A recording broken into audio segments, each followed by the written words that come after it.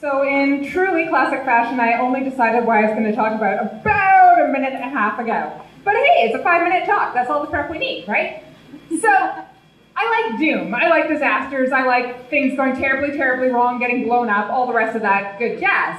And one of the great ways to look at this is to look at seismometers. Again, MacGyver would have fun with this because a seismometer is effectively a 3-dimensional microphone that you jam in the ground and wait for the earth to growl at you. And might be that growl is from an earthquake, in which case, hey, cool, great, you get the P wave show up, the pressure wave, the primary wave, it comes first, and then later the secondary wave, the shear wave, it comes second, and it's where the damage starts. And then the surface waves show up, the love waves, the Rayleigh waves, all that good jazz, and everything goes boom and falls down, and we find out how good our geotechnical engineers were. But you can also do it by, you can blow something up and have an artificial vibration source, which is great fun, or you can wait for something to slam into the planet, like asteroids. But geophysicists are nosy. Like, we're really nosy. So we don't just use our seismometers for all of these things. No. We listen in on trucks going past, on railway lines. There's a very notable seismic signature up in northern Vancouver Island where we thought someone was vandalizing one of our stations, and then we realized it was a pair of teenagers who were getting very closely acquainted. Those weren't love waves. But possibly my favorite seismometer is no longer on this planet. The most sensitive portable seismometer that we have ever developed in this solar system, quite likely in this galaxy, but I'm not entirely sure on that one, is currently on the Mars InSight lander.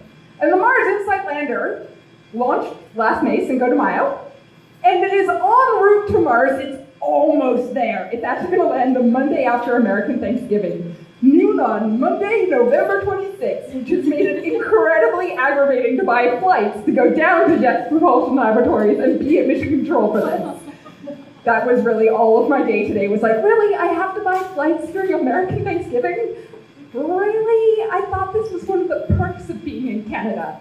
But it's currently en route, and it's going to arrive at Mars, and it's going to have to slow down from 5.5 kilometers per second all the way down to nice, gentle landing speed. So it's got about 80 miles to do this in. Yes, I'm mixing units. Again, we're in Canada. We're allowed to do that. It's the perk of you go this side of the border.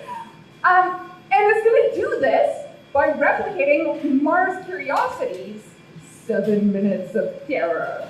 Which means it's going to have heat shields, it's going to have parachutes, it's going to slam into the nearly non-existent atmosphere. And it's going to try and slow down as much as it can from air and heat and friction. And it's not going to slow down very much at all. And then it will fire engines and it will do a slow powered descent to the surface.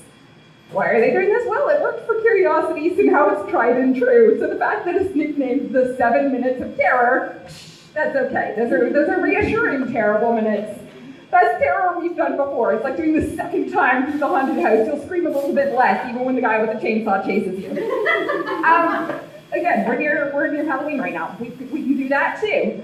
So it's gonna land, hopefully, really hopefully. It's gonna be a very disappointing trip to get down there and not have it land, or have it land a bit too rough. And it's gonna get to the surface, and that's gonna do something that no robot has ever done before. Which it's going to take, it's like... Is it going to love? It's not going to love anything. It's going to have some solitary playtime, where it's going to take a robotic arm that's very, very similar to the Canada arm. They might have stolen our ideas. Take the Canada arm, pick it up, lift it, and set the seismometer on the surface of Mars. For the first time ever. We have had seismometers on Mars before, 1970s. They had not Voyager, Viking missions, brought seismometers to Mars, but they left it on top of the robot, and it was like windblown. And they had a seismometer that they brought to Mars, and the locking pin, they couldn't get it unjammed, so they locked it in place for launch, and it just stayed that way. And then they built some amazing other seismometers and launched them, and they got stuck in Earth orbit, and never went anywhere either. So there's been a whole lot of failures. But maybe, just maybe, inside of the next 20 days, for the first time ever, we'll have a seismometer on another planet. And that's just amazing.